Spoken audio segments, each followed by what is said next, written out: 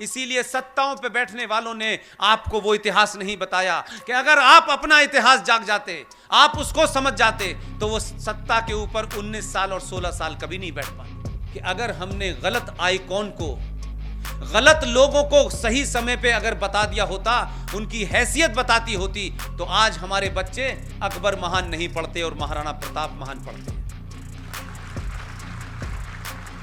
भारत का पहला शिक्षा मंत्री, 99% लोग उसके बारे में नहीं जानते। और ये मैं नहीं कह रहा, उसने अपनी किताब में लिख के गया, हमने वो भी नहीं पढ़ी। भारत के पहले शिक्षा मंत्री जब पैदा हुए मक्का में। राम राम मित्रों, आप सभी का हार्दिक स्वागत है आपके अपने चैनल द हिंदुस्तानी कल्चर में। और आज हम आप सभी के लिए एक ज़बरदस्त वीडियो लेकर आए हैं जो आप सभी के लिए बहुत ही ज्ञानवर्धक साबित होगा। तो आप वीडियो में अंत तक बने रहिए और वीडियो को लाइक एंड शेयर अवश्य करें और चैनल को सब्सक्राइब करें, जिससे कि आप भी द हिंदुस्तानी कल्चर का हिस्सा बनिए। इस वीडियो का ओरिजिनल लिंक भी आपको डिस्क्रिप्शन में मिल जाएगा।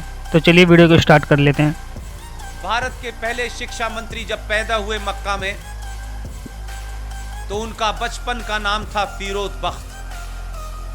मैंने पहला ऐसा शख्स देखा कि बचपन से बुढ़ापे तक 4 नाम रखे उसने। जब वो जवान हुए तो उन्होंने अपना नाम मुइनुद्दीन रखा। जब राजनीति में आए तो अब्दुल कलाम रखा। लेकिन राजनीति में एक विशेष राजनीति करनी थी तो मौलाना अबुल कलाम आजाद। ये उनकी जाती शख्सियत की बात बता रहा हूं, लेकिन लार्जर पिक्चर क्या है, उन्होंने अपने जीते जी एक किताब लिखी है। उस किताब का नाम है India wins freedom. Oriental publication ने यह छापी है। आप सबने वही किताब पढ़ी है, लेकिन उसमें एक चीज कही गई वो नहीं पढ़ी आपने। यह आदमी कितना बेईमान था, अपने जीते जी इसमें सच बोलने की हिम्मत नहीं थी, क्योंकि उसको अपना एजेंडा पूरा करना था, इसलिए सच नहीं बोला। यह मक्कार आदमी 1958 में वो अल्लाह मियां को प्यारे हो गए, लेकिन अपनी वसीयत के अंदर ये लिख के गया ये आदमी कि मेरे मरने के 35 साल बाद मैंने 30 पन्नों पे कुछ लिखा है, लेकिन मैं अपनी किताब में नहीं जोड़ सकता। मेरे मरने के बाद इन 30 पन्नों को मेरी किताब में जोड़ देना। ऐसा ईमानदार आदमी भारत का शिक्षा मंत्री था, जो अपने रहते हुए सच नहीं बोल पाया, अपने बारे में सच नहीं बोल पाया। उसने भारत की शिक्षा नीति में कौन सी सच्ची बात कही होगी, इससे बड़ा कोई झूठ हो सकता है। 1998 के अंदर सुप्रीम कोर्ट में केस चला, उनके वारिसों ने केस जीत लिया। ओरिएंटल पब्लिकेशन स्वाइन ने वो केस जीता और वो 30 पन्नों के साथ वो किताब दोबारा से छाप दी मार्केट में। हमारे समाज ने फिर भी नहीं पढ़ी। हम तो बहुत महान मानते थे, क्योंकि मौलाना आजाद ने जिना की बुराई की, कहा कि जिना तुम पाकिस्तान बना रहे हो, ये गलत कर रहे हो। मुझे जिना से कोई शिकायत नहीं है, मुझे असदुद्दीन ओवैसी से कोई शिकायत नहीं है, मुझे इस देश के सेकुलर मक्कार मुसलमान से शिकायत है। उसने यहां रह करके जिना से ज्यादा खतरनाक काम किया। 90 के अंदर वो किताब छपी, पूरे मार्केट से किताब गायब हो गई।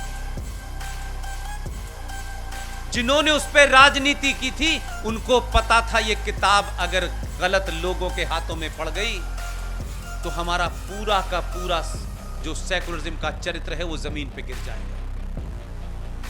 लेकिन मैंने भी सही जगह जन्म लिया है।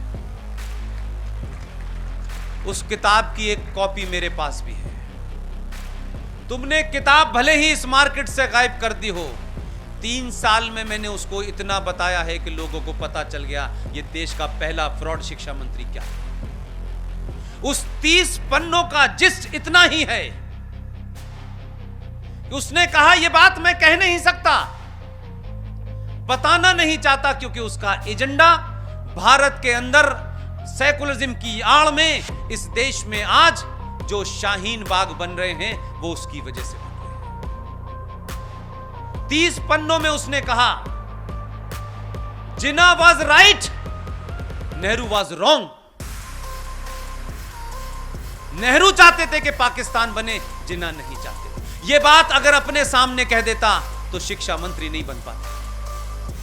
तो भारत की आने वाली जनरेशनों को जिस तरीके से आज वो एक रास्ते से उतर गई हैं, जिसकी वजह से स्वामी जी से लेके हजारों लोगों को, हम लोगों को रात में जग जग के सही बात बतानी पड़ रही है, वो नहीं पड़ती अगर ये बात ना होती। ये वो खतरनाक लोग थे जो भारत में रहते हुए ये कहते थे सब कुछ मिल जाएगा, क्यों जा रहे हो, तुम्हारी जितनी हसरतें हैं, जितनी ख्वाहिशें हैं, यहां रह के पूरी हो जाएंगी। पाकिस्तान बड़े सोच के बना था जो यहां रह गए थे। 1946 में पाकिस्तान बनने के लिए मुस्लिम लीग ने वोट मांगा। 475 सीटों में से मुस्लिम लीग को इस देश के मुसलमानों ने 425 सीटें दी। सारे देश का मुसलमान पाकिस्तान चाहता था, लेकिन कितने समझदार लोग थे, पाकिस्तान बनने के बाद यहां से गए नहीं। आपके बॉर्डर पे एक इस्लामिक मुल्क बनवा करके, एक आर्मी लगवाने के बाद, एक ईस्टर्न बॉर्डर पे आपके एक पाकिस्तान इस्लाम बनाने के बाद यहां से नहीं गए। इसीलिए अलीगढ़ यूनिवर्सिटी में जब मेरे बड़े भाई हुआ करते थे, मैं स्कूल में छोटा होता था तो एक नारा लगता था, वो मैं कभी समझ नहीं पाता था कि इस नारे का मतलब क्या है, क्योंकि मेरी जिंदगी सुबह से लेकर शाम तक कुरान, इस्लाम, नमाज, हरिया और शरीफ में से गुजरती थी। उस वक्त ये नारा बड़ी आसानी से लगता था बीच बीच में कि लड़के लिया है पाकिस्तान, हंस हंस के लेंगे हिंदुस्तान। आज 70 सालों के बाद इस देश को पता चल रहा है कि जो यहां हैं वो इसी संविधान का हिस्सा बनके, इसी डेमोक्रेसी का इस्तेमाल करके उन्होंने एक आदर्श सत्ता इस देश में स्थापित कर ली थी। आज जो लोग धरने पे बैठे हुए हैं उनका सबसे बड़ा संकट है 1000 या नहीं राजा ताहिर सेन के बाद। अगर आपने सही इतिहास भी पढ़ा होता और स्कूलों और कॉलेजों में भी नहीं पढ़ाया गया होता, तब भी आप उन किताबों को पढ़ लेते जो मार्केट में मौजूद हैं, तो ये दिन देखना नहीं पड़ता। आज सत्ताएं आती तो इस देश को विश्व गुरु बनाने वाले रास्ते पे ले जाती। आज जो सत्ताएं आ रही हैं, पुराने कुकर्मों को वो साफ करते करते 5 साल बीत जाते हैं और भारतीय राजनीति में हर 5 साल के बाद वोट लेने जाना पड़ता है और वोट का डेमोग्राफी का बदलाव तेजी से हो रहा है। यही कारण है कि राजा ताहिर सेन की कहानी आपने इसलिए नहीं पढ़ी कि सिंध आपके जनगण मन के अंदर तो आता है, लेकिन सिंध का आखिरी राजा, वो हिंदू राजा जिसका नाम राजा ताहिर सेन था, उसका इतिहास पढ़ा होता तो आप खड़े होकर के ये छोटे भाई का पजामा, बड़े भाई का कुर्ता पहने हुए इधर से उधर घूम रहे हैं। ऐसा लगता है सारा ज्ञान इन्हीं को है। इनका कॉलर पकड़ के पूछते, बेशरम मक्कारों, जरा ये तो बताओ, तुम हमें काफिर कह रहे हो? हम काफिर हैं। कुरान शरीफ में 30 आयतों में 34 बार काफिर का जिक्र आया है। हमें काफिर बता के तुम मार रहे हो? जरा शर्म करो, अपने गरेबान में झांको जरा। तुम्हें अपनी औकात का पता नहीं है। तुम बहुत बौने लोग हो। छुपाने से, किताबें छुपाने से इतिहास नहीं बदलेगा। राजा ताहिर सेन सिंध का एकमात्र वो राजा था जिसने प्रॉफिट मोहम्मद,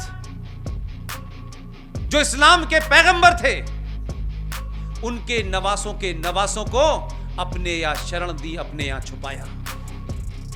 और एक मुसलमान जिसका नाम था मीर कासिम, उसने राजा ताहिर सेन पे हमला किया।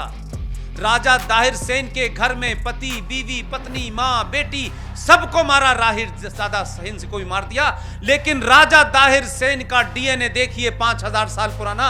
उसने अपने घर में प्रॉफिट मोहम्मद साहब के नवासों को शरण दी थी। तब वोट बैंक की राजनीति नहीं थी और सेकुलरिज्म नहीं था। यह हमारे डीएनए का हिस्सा है। हमने नहीं देखा कि वो कौन है वो इस्लाम के मानने वाले हैं और इस्लाम मूर्ति पूजा के खिलाफ खड़ा हुआ है और मूर्ति पूजकों को तुम मुशरिक कहते हो, तुम काफिर कहते हो। हमने तब भी अपना धर्म निभाया था। मुझे दुख इस बात का है, आप वहां से चले थे। 1000 साल में चंद राजाओं के डर के सामने, उनकी तलवार के सामने आपने शलवार पहन ली। आपने जजिया से बचने के लिए आपने धर्म छोड़ के मजहब इख्तियार कर लिया।